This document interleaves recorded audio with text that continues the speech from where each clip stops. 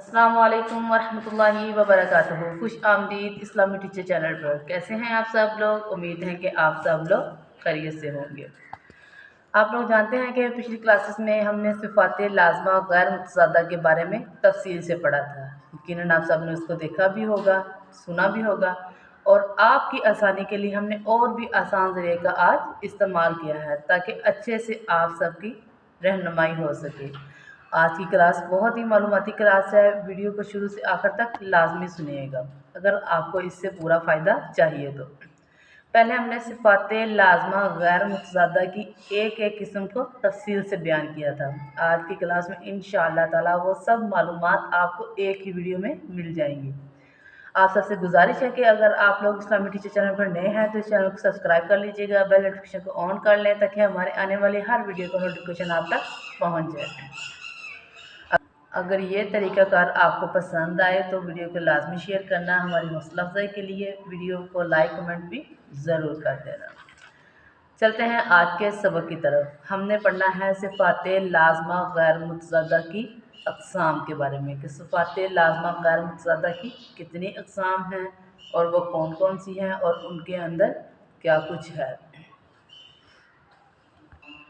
وہ اقسام 7 ہیں: صفیر، قلقلہ، تکریر، تفشی، لین، استطالت، انحراف۔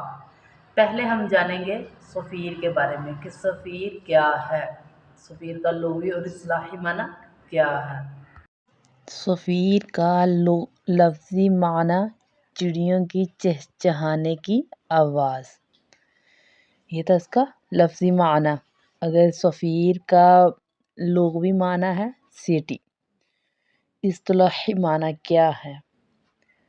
سیٹی کی طرح تیز آواز، یعنی تجوید کے اندر سیٹی کی طرح تیز آواز۔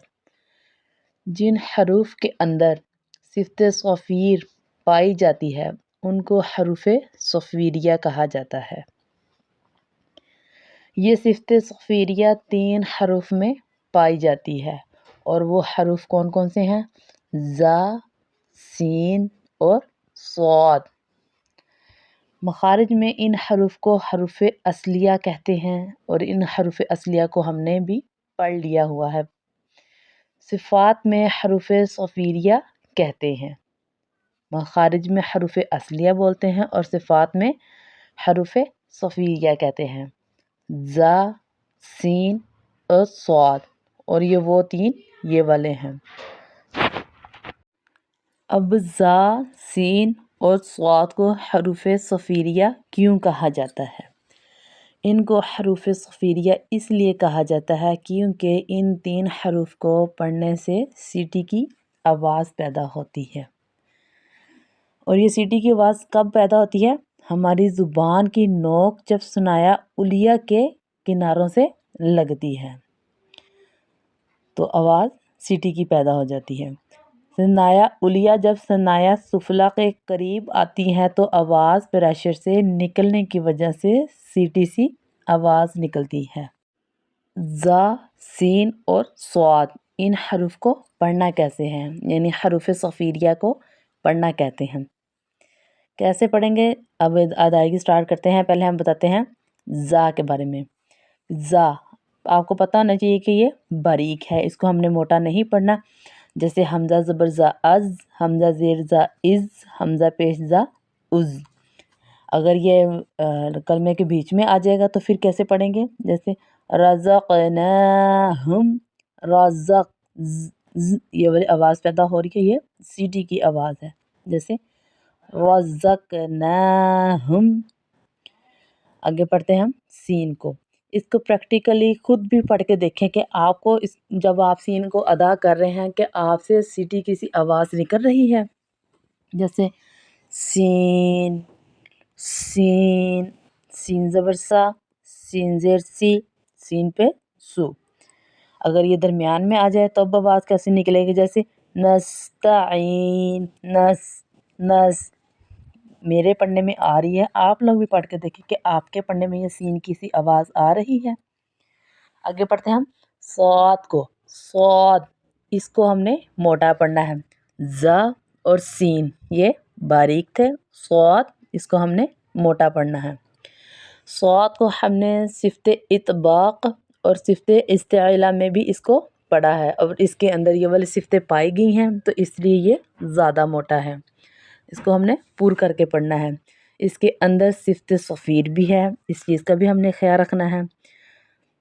तो इसको हम कैसे अदा करना है, जैसे सिरातल मुस्तकीम सदक़ल्लाहुल अज़ीम है सिफ्त अलकला।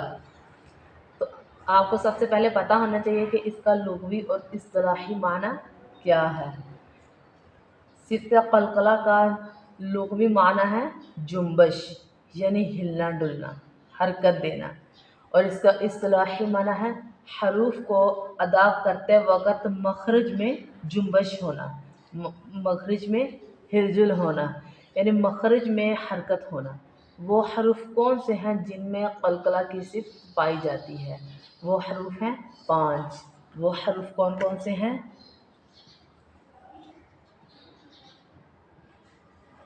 क़ाफ़, क़ा, बा, जीम और दाल। वो हरूफ 5 हैं। कौन कौन से हरूफ हैं? क़ाफ़, क़ा, बा, जीम और दाल। इन हरूफ को हमने जब भी अदा करना है तो क्या करना है, इन मखारिज में जुम्बश होगी, इनमें हरकत होगी। जुम्बश होगी तो इसी वजह से आवाज़ में थोड़ा सा झूला बन जाएगा। मतलब लफ्ज़ को जब हमने अदा करना है तो हमने कैसे करना है, इनको थोड़ा सा हिलाकर अदा करना है। जब हरूफ कलकला के ऊपर सुकून हो तो सुकून बोलते हैं जज़म को। हरूफ कलकला के ऊपर जब सुकून हो तो इनके निकलने की कैफियत में तसादुम होता है। अब तसादुम क्या कहते हैं? तसादुम बोलते हैं आपस के टकराव को।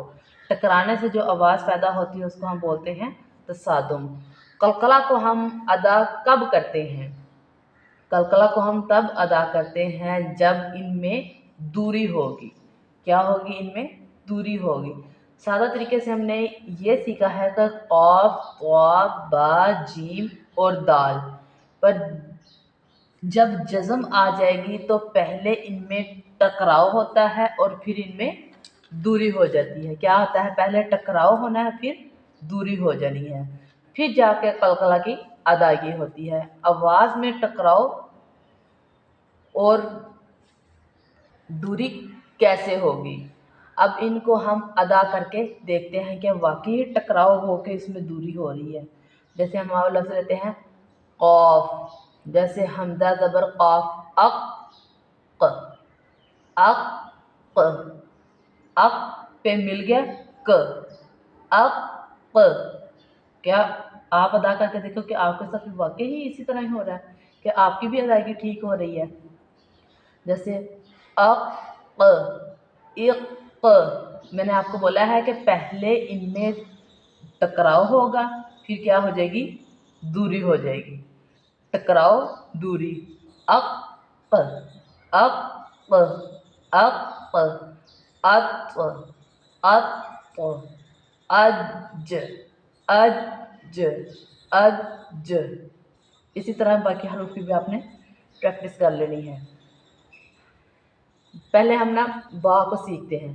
दोनों होंठों में टक्कर हो रही है। जब हम लफ्ज़ बा अदा कर रहे हैं ना, हर्फ बा अदा कर रहे हैं तो क्या हो रहा है? दोनों में टक्कर हो रही है, यानी दोनों होंठ आपस में मिल रहे हैं।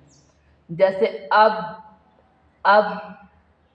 बा पे मिल रही है ना, जब मिले हुए होंठों को थोड़ा सा हम जुम्बश देंगे, थोड़ा सा हिलाएंगे, मतलब अब ब ऐसे करके करेंगे तो फिर क्या हो जाएगा? वहाँ पे कलकला पैदा हो। जैसे अब आवाज़ मिल गई, ब आवाज़ क्या होगी? थोड़ी सी दूर हो गई। कलकला की 3 इक़साम हैं। इक़साम मैंने आपको कलकला की बताई हैं। वो कौन कौन सी इक़साम है? कमज़ोर कलकला, मज़बूत कलकला और बहुत ही मज़बूत कलकला। कमज़ोर कलकला कब होता है? कमज़ोर कलकला तब होता है कि कलकला का हर्फ जब लफ्ज़ के दरमियान में आ जाए, जैसा कि ये जीम दरमियान में आ गया। दूसरी बात है कि ये साकिन हो, यानी इसके ऊपर जज़म हो, तो ऐसी सूरत में हम इसको कमज़ोर कलकला बोलते हैं। हमने इसको पढ़ना चाहते हैं जैसे यजअलु, मैंने बोला है कि साकिन हो और लफ्ज़ के हरफ के जो हरफ है कलकला का वो लफ्ज़ के दरमियान में हो, जैसे जीम ये दरमियान में आपके सामने है। नंबर 2 पे आता है मज़बूत कलकला। मज़बूत कलकला कब होगा? मज़बूत कलकला तब होगा कि जो कलकला वाला हरफ है वो आखिर पे हो और उसके ऊपर कोई अलामतें भी हों, उसके ऊपर कोई हरकत भी हो। तो हमने इसको क्या करना है, जैसे कुल हुवल्लाहु अहद, अब अहदुन है और आगे उसके गोल सिफरी भी है, वक़फ़ की अलामत भी है। तो ऐसी सूरत में जब हमने यहाँ पे कलकला करना है तो हमने थोड़ा सा मज़बूत कलकला करना है, जैसे कुल हुवल्लाहु अहद, अहद। इधर थोड़ा सा नॉर्मल था, ये थोड़ा सा सख्ती वाला आ गया थोड़ा सा इसमें, जैसे अहद। नंबर 3 पे आता है बहुत ही मजबूत कलकला। ये बहुत ही मजबूत कलकला कब होगा? अगर कलकला का हर्फ लफ्ज़ के आखिर में आ जाए और वो मुतहर्रक भी हो और वो मुशद्दद भी हो, तो वक़फ़ की सूरत में जो कलकला होगा वो बहुत मज़बूत कलकला होगा। मिसाल के साथ आपको बताते हैं, जैसे है कि तब्बत यदा अबी लहबिन व तब। अब देखो एंड वाले लफ्ज़ को देखो, मैंने आपको बोला है कि आखिर में आएगा और वो मुतहर्रिक होगा, और दूसरी बात मैंने बोले थे इसके ऊपर शद भी हो, तो इसके ऊपर शद भी है और इसके ऊपर ज़बर, तो वो मज़बूत कलकला करना है। तकरीर का लुग़वी माना है किसी चीज़ का बार बार होना, और इसका इस्तिलाही माना है हरफ को अदा करते वक़्त ज़ुबान की नोक में हल्की सी कपकपाहट पैदा होना। कपकपाहट किसको बोलते हैं? थरथरी आवाज़ को कपकपाहट कहते हैं। ये सिर्फ रॉ के अंदर पाई जाती है। ये सिर्फ हुरूफ तहज्जी के 29 हरफ में से ये सिर्फ एक हरफ में ये सिर्फ पाई जाती है, वो हरफ रॉ है। इस हरफ को हमने अदा कैसे करना है? हरफ रॉ को जब हमने अदा करना है, इस वक़्त ज़ुबान की नोक में हल्की सी कपकपाहट पैदा होनी चाहिए, जैसे रॉ अर, ऐसे नहीं करना रॉ। अगर ये कपकपाहट नहीं होगी तो हम हरफ रॉ को अदा ही नहीं कर पाएंगे। तो याद रखना है कि जब भी हमने इसको अदा करना है तो इसमें हल्की सी कपकपाहट लेके आनी है, हल्की सी इसमें तकरार लेकर आनी है। और याद रखिएगा कि इतनी भी तकरार नहीं लेके आनी कि इसके साथ हरफ ही बिगड़ जाए। इन सिफ़ात को अदा करने के साथ साथ हमने इनकी अदायगी की खूबसूरती का भी ख्याल रखना है, ताकि इसकी खूबसूरती भी बरकरार रह सके। रॉ की अदायगी करते हैं अब, जैसे रॉ ज़बर रॉ, रॉ ज़ेर री, रॉ पेश रू। इसको जब हमने अदा करना है ना, तो जो ज़ुबान की हमारी नोक है ना, वो नोक वो थोड़ी सी रोल हो जाएगी, थोड़ी सी ऊपर की तरफ हल्की सी रोल हो जाएगी, थोड़ी सी ऐसे करके हो जाएगी। पूरी तरह हमने रोल नहीं करना, बल्कि थोड़ी सी ज़ुबान क्या हो जाएगी हमारी ऊपर की जानिब रोल हो जाएगी हमारी ज़ुबान। अब रॉ का मखरिज क्या है? रॉ का मखरिज है नोके ज़ुबान, माइल का पुश्त और मुकाबिल का तालु। मैंने आपको बोला है कि इसने हल्का सा मुड़ना है और ऐसे होके ना ऐसे फ़ौरन नीचे को आ जाना, हमें ज़्यादा महसूस भी नहीं होता। चलिए शुरू करते हैं सिफ्ते तफशी। अब सिफ्ते तफशी का लुग़वी माना क्या है? सिफ्ते तफशी का लुग़वी माना है फैलना, और इसका इस्तिलाही माना है मुंह के अंदर आवाज़ का फैल जाना। सिफ्ते तफशी बस एक हरफ में पाई जाती है। टोटल हरूफ कितने हैं? हरूफ तहज्जी के 29 हरूफ हैं। उन 29 हरूफ में से सिफ्ते तफशी सिर्फ एक लफ्ज़ में, एक हरफ में पाई जाती है, और वो हरफ है शीन।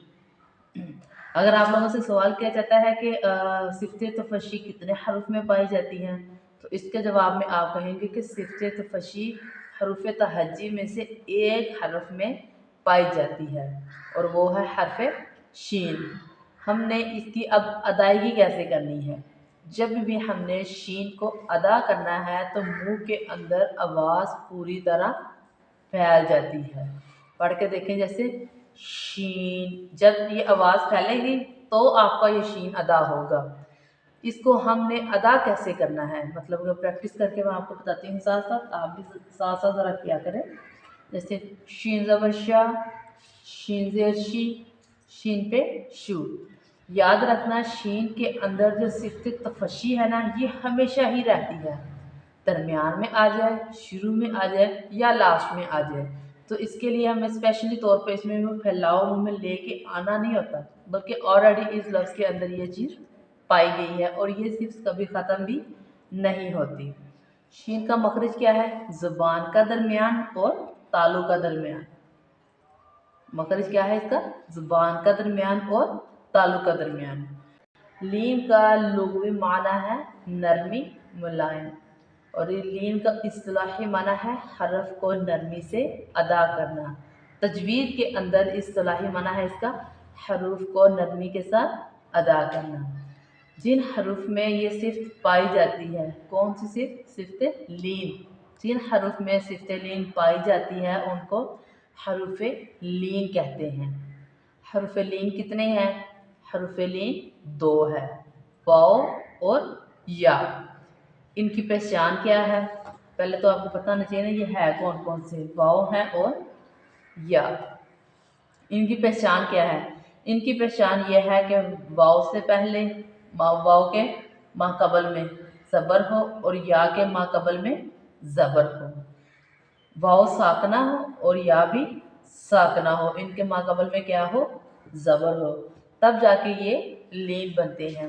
जैसे वाव की मिसाल मैं आपको बताती हूँ, जैसे कि लाम ज़बर वा लव।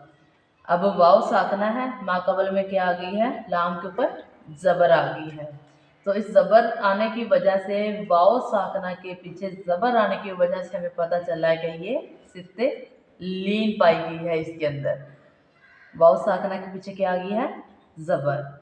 जैसे बा ज़बर वा बऊ, जीम ज़बर वा जऊ, नून ज़बर वा नव। इसी तरह है इसकी आगे भी मिसालें हैं। अब यह कैसे होगी? यह लीन ऐसे होगी जैसे यह साखना के पिछले हरफ पर क्या हो? ज़बर आ जाए, तब जाके ये लीन होगा। इसकी मिसाल भी इसी तरह ही है।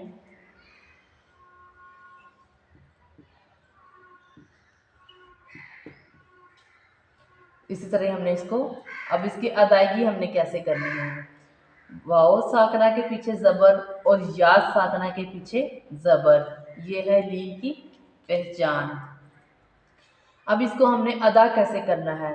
आपको इसका लुग़वी मैंने आपको बताया है ना कि सिफ्त लीन का लुग़वी माना क्या है? सिफ्त लीन का लुग़वी माना था नरमी। तो इन हरूफ को जब हमने अदा करना है जिनमें सिफ्त लीन पाई जाएगी, उनको हमने नरमी के साथ अदा करना है। यानी हरूफ लीन को इनके मखरज से बगैर झटका दिए नरमी से अदा करना है। जैसे जऊ जई, अब इसको जऊ जई नहीं पढ़ना है, जऊ जई, जऊ जई, लऊ लई। इस हालत कहते हैं बुलंद होने को, बुलंदी को। हरफ दौत को अदा करना थोड़ा मुश्किल है। मैंने आपको बोला है कि यह थोड़ा मुश्किल है लेकिन नामुमकिन नहीं है। दौत के मुतल्लिक एक बात आपको बताती हूँ कि एक दफ़ा मैं अपने जामिया में तजवीज़ की क्लास ले रही थी, तो मेरी एक तालबा खड़ी हुई और उसने सवाल किया कि दौत को हफ़ा लिसान यानी ज़ुबान के बगली किनारा से हम अदा करते हैं, तो जो ज़ुबान की नोक है वो सनाया उलिया की जानिब क्यों आती है? क्या ज़ुबान की नोक ने वहाँ आना है? तो यह सवाल आपके जहन में भी आ सकता है। इंशाअल्लाह ताला आज की क्लास में इसको आसान तरीके से आपको समझाने की कोशिश करूँगी। वीडियो को स्किप बिल्कुल भी ना करना। अगर आपने इसको छोड़ के देखेंगे तो इसकी आपको अच्छे से समझ नहीं आएगी, समझना थोड़ा सा मुश्किल हो जाए। नुकसान ये होगा कि आप फिर वीडियो को बार बार प्ले करके देखेंगे। تو بہتر یہ ہے کہ جیسے چل رہی ہے اس کو ویسے چلنے دیں۔ چلیں ہم جانتے ہیں کہ استطالت کا لغوی معنی کیا ہے۔ استطالت کا لغوی معنی ہے طویل یا لمبائی چاہنا۔ اصطلاحی معنی ہے حرف کا مخرج میں دیر تک جاری رہنا، یعنی تجوید کے اندر حرف کا مخرج میں دیر تک جاری رہنا، یعنی آواز مخرج میں آگے کو جائے گی، طویل ہوگی۔ صفت استطالت حرف حافیہ میں پائی جاتی ہے۔ آپ کو پتہ ہے کہ حرف حافیہ کیا ہے؟ تو ان کلاسز کو آپ نے پیچھے بھی سنا ہوگا۔ حرف حافیہ بولتے ہیں ضاد کو، اور یہ خاصیت صرف ضاد میں ہی پائی جاتی ہے۔ اب اس ضاد کو ادا کیسے کرنا ہے؟ ضاد کو جب ہم نے ادا کرنا ہے، اس وقت ہماری زبان کا بغلی کنارہ دائیں یا بائیں کی طرف اوپر کی داڑھوں سے لگتا ہے، اور وہ داڑھیں ہیں نواجذ سے ضواحک تک کی۔ ان کا آپ کو تفصیل سے بتایا ہے کہ نواجذ کی کون سی ہیں اور ضواحک کی کون سی ہے۔ اگر آپ لوگوں میں سے کسی نے ویڈیو کو نہیں دیکھا تو آپ جا کے دانتوں کی اقسام کی ویڈیوز دیکھ سکتے ہیں۔ زبان کا بغلی کنارہ، زبان کا بغلی کنارہ جب آہستہ سے داڑھوں کو لگتا ہے، جس کی وجہ سے آواز میں طوالت پیدا ہو جاتی ہے۔ کیسے؟ جیسے ضاد ضاد۔ اب زبان ہماری جو ثنایا علیہ کی طرف جاتی ہے، وہ کیوں جاتی ہے؟ اس سوال کا جواب ابھی باقی ہے۔ اس کا جواب بھی ہم آپ کو ابھی بتاتے ہیں۔ دیکھیے جب ہم ضاد کو ادا کرتے ہیں، اس کے اندر اب صفت استطالت آ گئی۔ اب آواز کیا ہوگی؟ لمبی ہوگی، کیونکہ آپ نے پڑھا تھا کہ اس کا لغوی معنی بھی لمبائی ہے۔ تو آواز کو کیا ہوگا؟ آواز اس میں سے گزرے گی۔ گزرنے کے لیے زبان دیتے ہیں، ہلکا سا زبان کو پھیلا دینا ہے۔ اسی وجہ سے کہ جو زبان کی نوک ہوگی نا، وہ آگے کو جائے گی۔ جب ہم نے ضاد کو ادا کرنے کے لیے بغلی کنارہ ساتھ میں جب ایسا کر کے ہم نے ساتھ لے کے آنا ہے، تو زبان کی نوک نا خود بخود تھوڑا سا آگے کی طرف جانا ہے، جس وجہ سے ہمیں لگتا ہے کہ ضاد کے مخرج کے اندر ثنایا علیہ کا بھی عمل دخل ہے۔ یاد رکھنا جب صفت استطالت کی وجہ سے زبان کو پھیلاتے ہیں تو زبان آگے کی طرف جاتی ہے۔ ضاد کا مخرج میں حفا لسان یعنی زبان کا بغلی کنارہ اوپر کی داڑھوں کی جڑوں کے ساتھ لگتا ہے۔ ایک دفعہ پھر آپ اس کا سن لیں کہ اس کا مخارج کیا ہے؟ حفا لسان یعنی زبان کا بغلی کنارہ اوپر کی داڑھوں کی جڑیں۔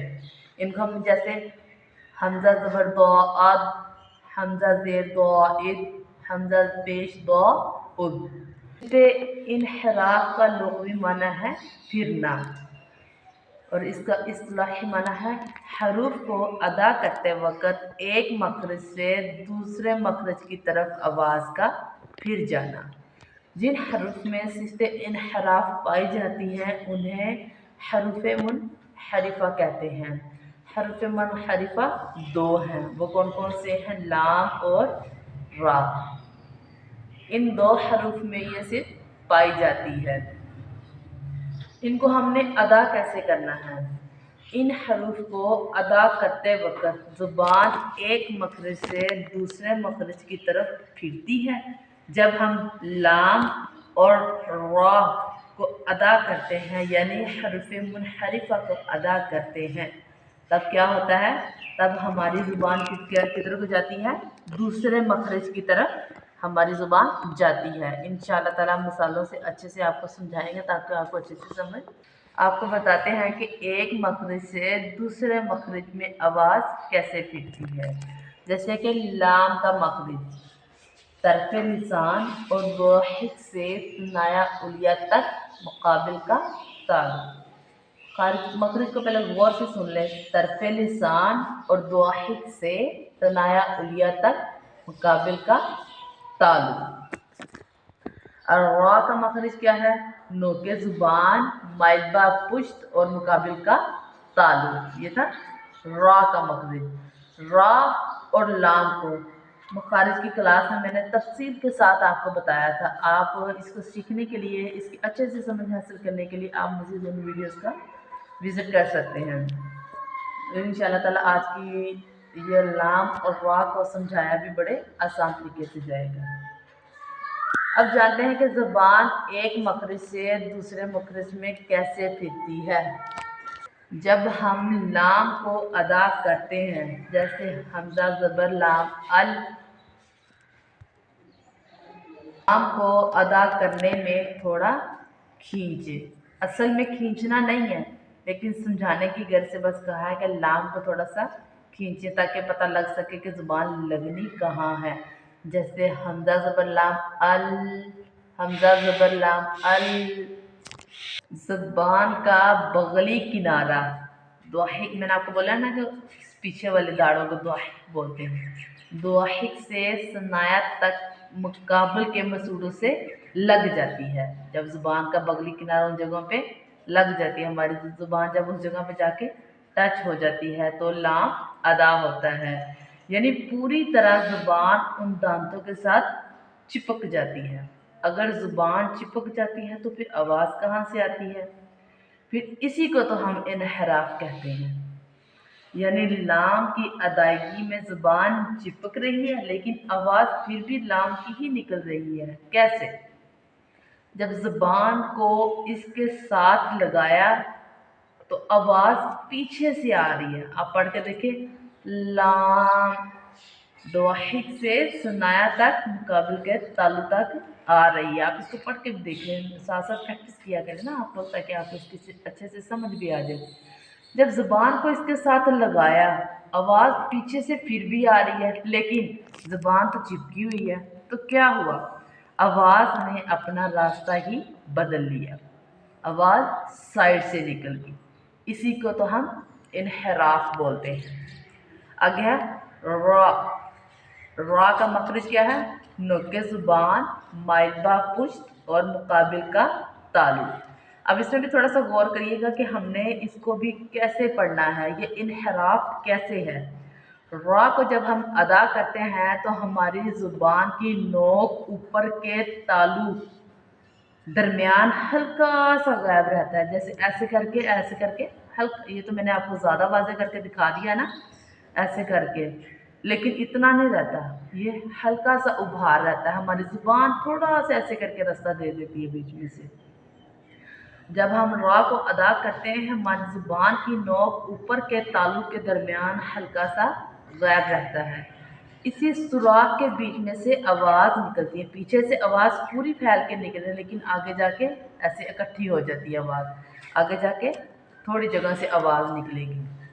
तो ये क्या अदा हो जाता है? इसी तरह रा अदा हो जाता है। आवाज़ पीछे से आ रही है लेकिन छोटे से सुराख से निकल रही है।